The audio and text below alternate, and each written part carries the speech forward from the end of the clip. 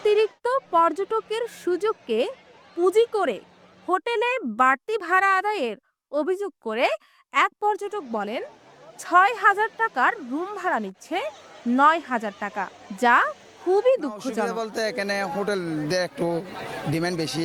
আগে আমরা এর আগে আসছিলাম ৫-৬ মাস আগে, তখন ছিলাম ৩,০০০ ৪,০০০, এখন ১৫,০০০ ২০,০০০ হোটেলের দাম বেশি, এটা আর কি সমস্যা। এটা পর্যটকদের জন্য হয়রানি হচ্ছে আর কি একটু। কক্সবাজারে রুম ফাঁকা পাওয়া ভাগ্যের ব্যাপার। পর্যটকরা রাত কাটাচ্ছেন রাস্তায় বা কিটকটে বসেই। পর্যটকদের বাড়তি চাপ কক্সবাজারে। লাখো লাখো পর্যটকদের রয়েছে বাড়তি চাহিদা, যা পূরণ করতে হিমশিম খাচ্ছে পর্যটন ব্যবসায়ীরা।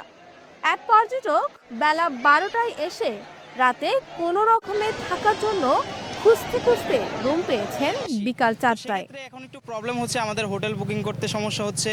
দেন মানে এক কথায় হোটেল যেটা আগে ছিল ৫০০ ৮০০ ১,০০০ টাকায় যেটা পাওয়া গেছে, এখন এটা ২,০০০ ২৫০০, তাও মিলাইতে পারছি না। আমরা আসছি আজকে অলমোস্ট ১২টা বাজে, আমরা হোটেল বুকিং করছি প্রায় ৪টা বাজে। মানে আমাদের ৪০ জনের একটা ট্যুরে আসছিলাম, তো সেক্ষেত্রে একসাথে মানে আমরা মিলাইতে পারি না এই হোটেলটা, তো অনেক কষ্ট হয়ে গেছে এই জন্য আর কি। এই অবস্থাতেও পর্যটকরা বলছেন হোটেলে ভাড়া আরো কমালে ভালো হয়। বাড়তি দাম রাখার ফলে করছেন অভিযোগ। পর্যটকরা বলছেন হোটেলে থাকার রুম পাওয়া খুবই কষ্টসাধ্য। অনেক হোটেলে দাম বেশি নিচ্ছে, ছাড় দেওয়ার সুযোগ নেই। তবে যদি ভাড়া আরো কমানো যেত তাহলে ভালো হতো। একটু যদি রিজনেবল হতো সবার জন্য বেশি ভালো হতো।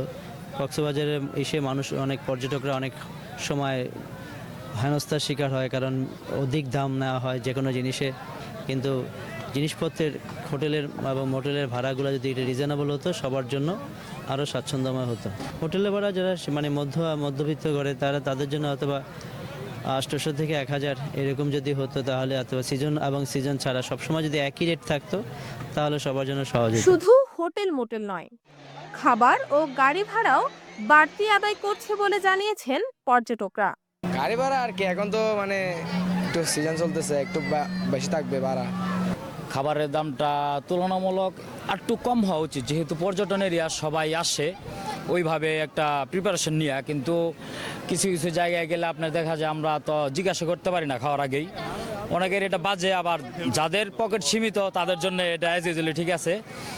আমরা গেছি, মোটামুটি খাবারের মান ভালো ছিল, কিন্তু দামটা আরেকটু কম হলে ভালো হইতো। পৃথিবীর অন্যতম দীর্ঘতম সমুদ্র সৈকতে বেড়াতে এসে যেন কোনো অসুবিধা বা সমস্যার সম্মুখীন হতে না হয়, এই জন্য সংশ্লিষ্ট কর্তৃপক্ষের দৃষ্টি আকর্ষণ করেছেন পর্যটকরা। রোকসানা সুমি, সিসিএন।